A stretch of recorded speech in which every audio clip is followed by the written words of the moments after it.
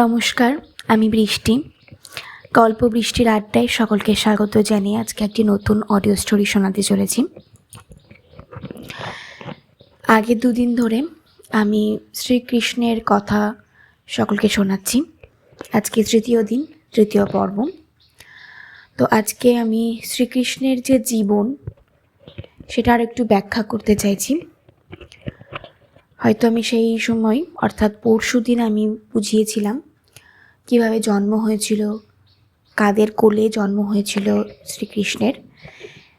তো এই ডিটেলসটা আমি প্রথম পর্বে অলরেডি তোমাদেরকে শুনিয়েছি।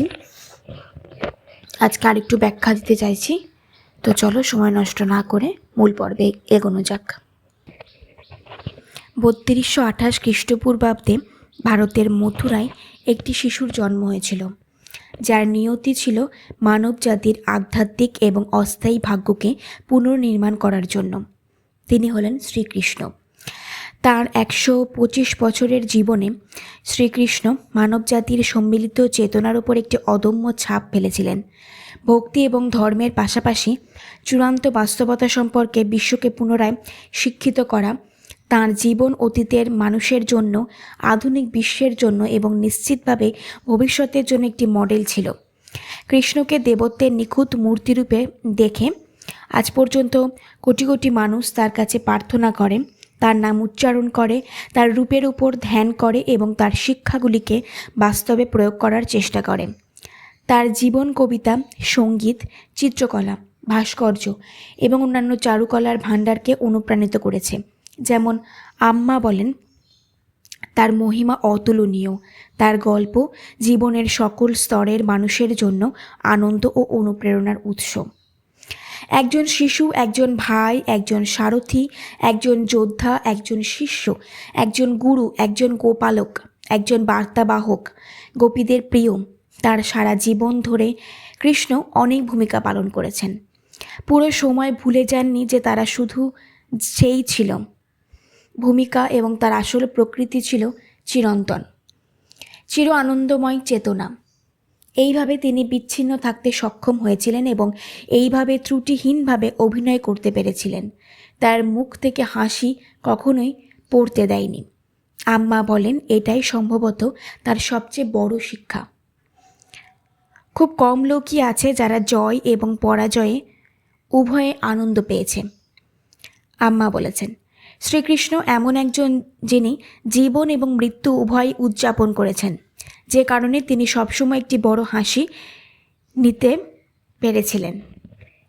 মুখে হাসি নিয়ে জন্ম নিলেন, হাসি নিয়ে বাঁচলেন, হাসি মুখেই দেহত্যাগ করলেন। তিনি তার জীবনের মাধ্যমে যে বার্তা দিয়েছেন তা হলো আমাদের জীবনকে হাসিতে পূর্ণ করা উচিত। কৃষ্ণের জীবন এতই পরিপূর্ণ ছিল যে এখানে তার সব বর্ণনা করা অসম্ভব। এটি প্রাথমিকভাবে শ্রীমদ্ ভাগবতম, গর্গ সংহিতা, বিষ্ণু পুরাণ, ব্রহ্মবৈবর্ত পুরাণ, মহাভারত, হরিবংশ এবং অন্যান্য বেশ কয়েকটি পুরাণের মাধ্যমে বলা হয়েছে। যাই হোক, এখানে কিছু বিস্তৃত স্ট্রোক আছে। প্রকৃতপক্ষে কৃষ্ণের জন্ম জেলখানায়। একজন ঋষি তার অহংকারী কাকা রাজা কংসকে বলেছিলেন যে তাকে তার বোন দেবকীর সন্তানের দ্বারা হত্যা করা হবে। তাই কংস দেবকীকে বন্দি করে এবং তার প্রতিটি সন্তানকে হত্যা করে। যাই হোক, দেবকী এবং তার স্বামী বাসুদেব অবশেষে একটি শিশুকে নিরাপদে নিয়ে যেতে সক্ষম হন। এই ছিলেন শ্রীকৃষ্ণ। তারা কৃষ্ণকে ব্রজতে পাঠিয়েছিলেন, যেখানে তিনি একজন পালক মা যশোদা দ্বারা লালিত পালিত হয়েছিলেন। এটি ছিল বৃন্দাবনে, ব্রজের একটি গ্রাম, যে কৃষ্ণ গ্রামের গোপীদের মন জয় করেছিলেন।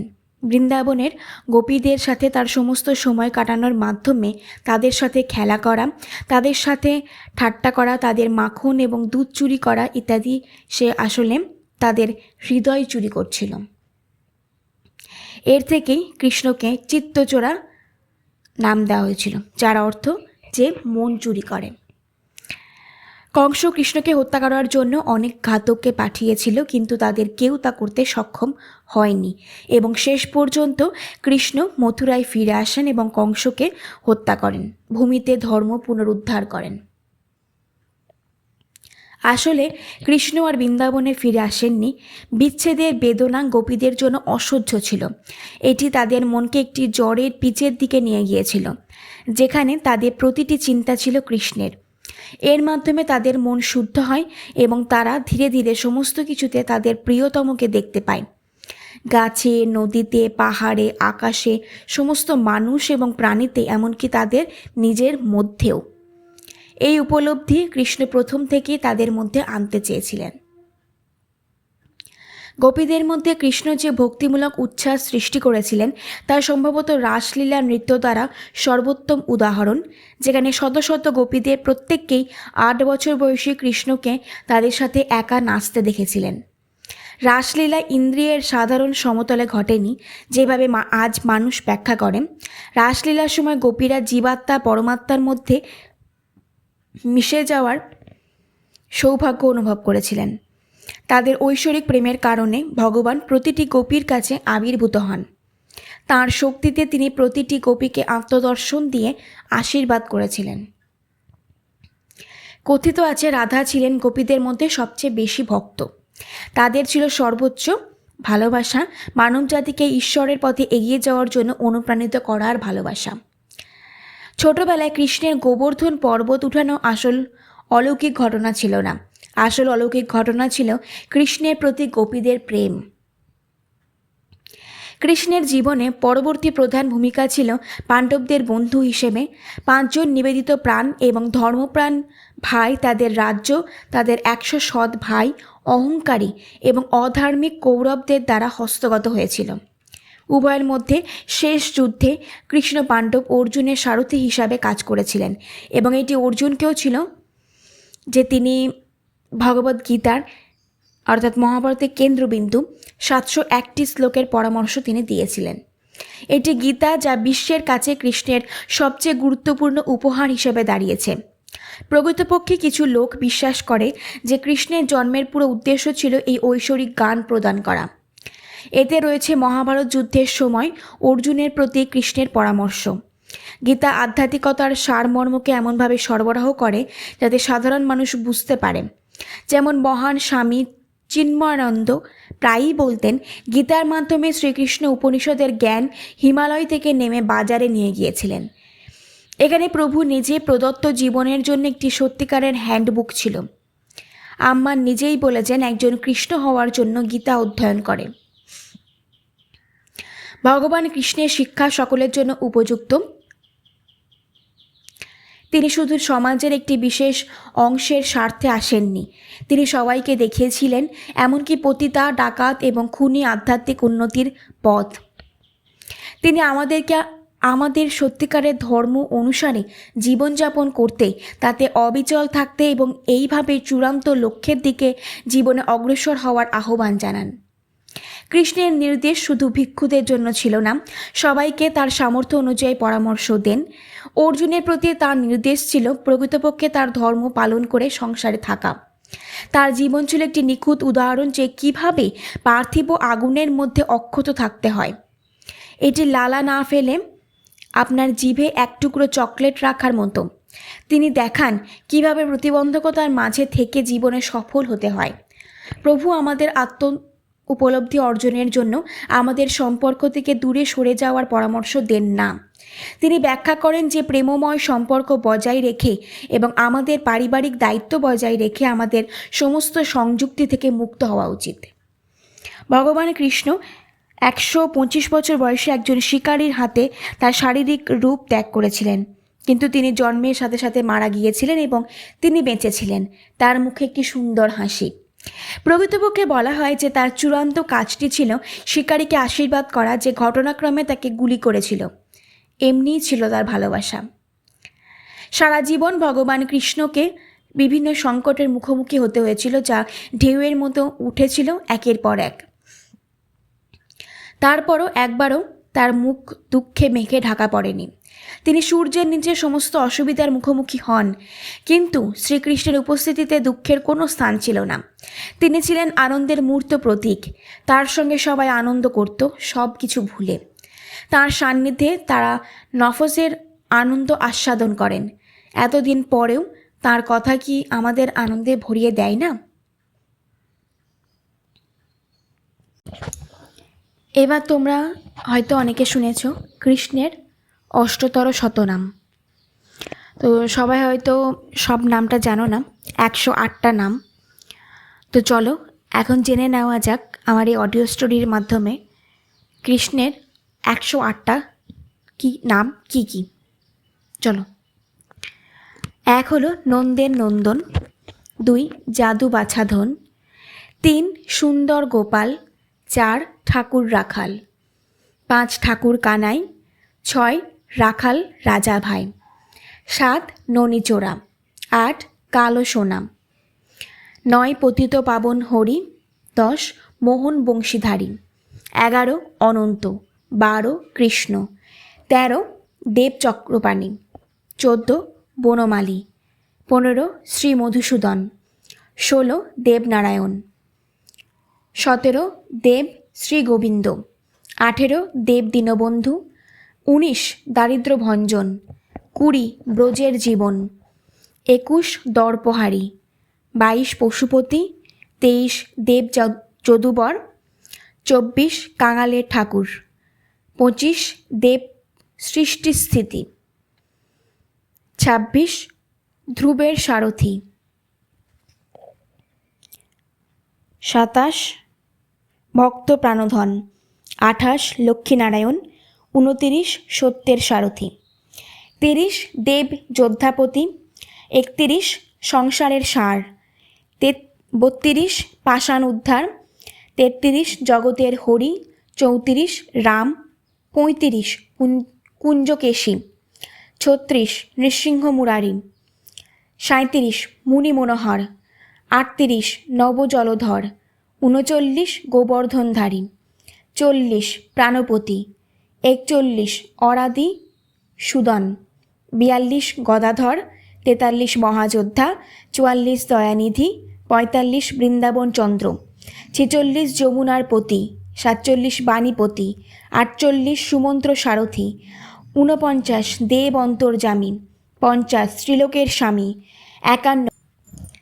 51 অনাদির আদি, 52 নটনারায়ণ, 53 হরে কৃষ্ণ, 54 দুর্বাদল শ্যাম, 55 অনঙ্গ মোহন, 56 শ্রীবংশীবদন, 57 ক্রোধ নিবারণ, 58 কুতান্ত শাসন, 59 নীলকান্তমণি, 60 গোপীকান্ত, 61 দেব জগন্নাথ, 62 অনাথের নাথ,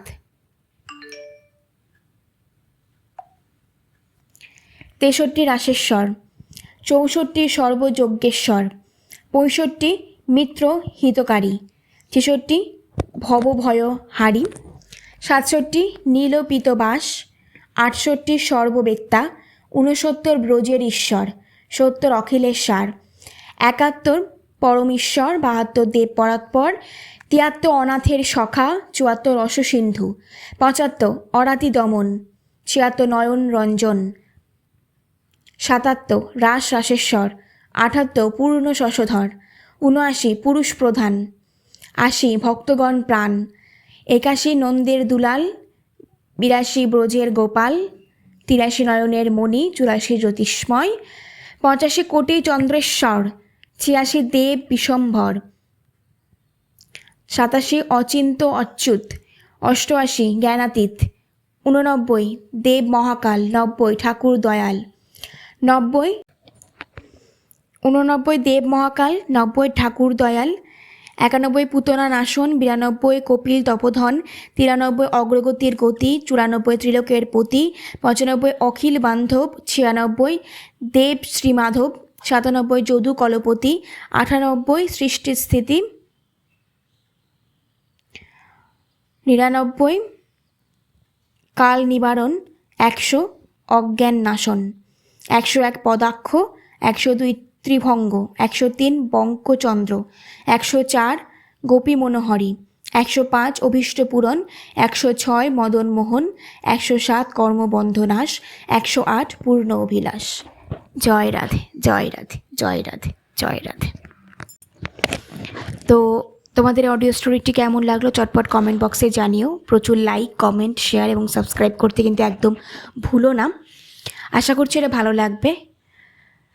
এরপরে তোমরা আমার কাছ থেকে ঠাকুরের কী কী কাহিনী শুনতে চাও অবশ্যই জানিও। আর যদি জানিয়ে না থাকো, অনেকে কমেন্ট করো না, অডিও স্টোরিগুলো শুনছো, লাইক করো না, সাবস্ক্রাইব করো না, কমেন্ট করো না, শেয়ারও করো না, জাস্ট তোমরা শুনে যাও। এটা খুব বাজে লাগে, ভীষণ খারাপ লাগে এবং কষ্ট পাই আমি এত কষ্ট করে তোমাদের জন্য অডিও স্টোরিগুলো বানাই যাতে তোমরা অজানা কাহিনী, পুরাণ কাহিনীগুলো আমার এই সোশ্যাল মিডিয়া, ইউটিউবের এই গল্প বৃষ্টির আড্ডার হাত ধরে সমস্ত কিছু জানতে পারো। সেটার আমি প্রাণপণ চেষ্টা করে যাচ্ছি, কিন্তু তোমরা যদি আমার পাশে না থাকো তাহলে আমি সেই উৎসাহটা পাবো কোথা থেকে? তোমাদের উৎসাহটা হচ্ছে এই কমেন্ট করা, সাবস্ক্রাইব করা, প্রচুর প্রচুর শেয়ার করা, প্রচুর প্রচুর লাইক করা। এগুলো তোমরা আমাকে যত দেবে আমি তত বেশি উৎসাহ পাবো, এবং আমি তোমাদের উপহার হিসেবে, রিটার্ন গিফট হিসেবে দেব আরও নতুন নতুন কিছু কাহিনী, কিছু পুরাণ কথা যা তোমাদের কাছে অচেনা, কিন্তু সেই জিনিসগুলো তোমাদের জানা দরকার। বাস্তবটা বুঝতে গেলে আমাদের পুরনো কিছু জিনিস জানা ভীষণ দরকার। সেই জিনিসগুলো জানতে হলে অবশ্যই আমার চ্যানেলটাকে সাবস্ক্রাইব করতে হবে। আমি নতুন নতুন আরও অডিও স্টোরি নিয়ে আসবো, এবং বিভিন্ন স্টোরি যেগুলো আমি তোমাদেরকে শোনাচ্ছি, ভূতের গল্প, তারপরে বিভিন্ন সাসপেন্স থ্রিলার যেগুলো শোনাচ্ছি, সেই জিনিসগুলো তোমরা শুনছো, তবে লাইক, কমেন্ট, শেয়ার, সাবস্ক্রাইব কোনোটাই করছো না। তাতে আমার মনে হচ্ছে যে আমি বোধহয় তোমাদেরকে 100% দিতে পারছি না। 100% যে আমার দেওয়ার যে কণ্ঠ বা আমার বলার কায়দা, সেটা হয়তো সম্পূর্ণটা হচ্ছে না, তোমাদের মন জয় করতে পারছি না। তাই তোমরা প্লিজ আমাকে কমেন্ট বক্সে জানিও যে তোমরা আমার কাছ থেকে কেমন ধরনের ভিডিও দেখতে চাও বা কেমন ধরনের অডিও স্টোরি আমার কণ্ঠে শুনতে চাও। তাহলে প্লিজ অবশ্যই লাইক, কমেন্ট, শেয়ার এবং সাবস্ক্রাইব করো, পাশে থেকো আমার। ব্যাস এইটুকুই বলার ছিল। আজকের মতো বিদায় নিচ্ছি। খুব শিগগিরই আবার চলে আসবো আরও কিছু নতুন নতুন অডিও স্টোরি এবং রং বেরঙের ভ্লগ নিয়ে। ভালো থেকো, সুস্থ থেকো, সাবধানে থেকো, আমার পাশে থেকো।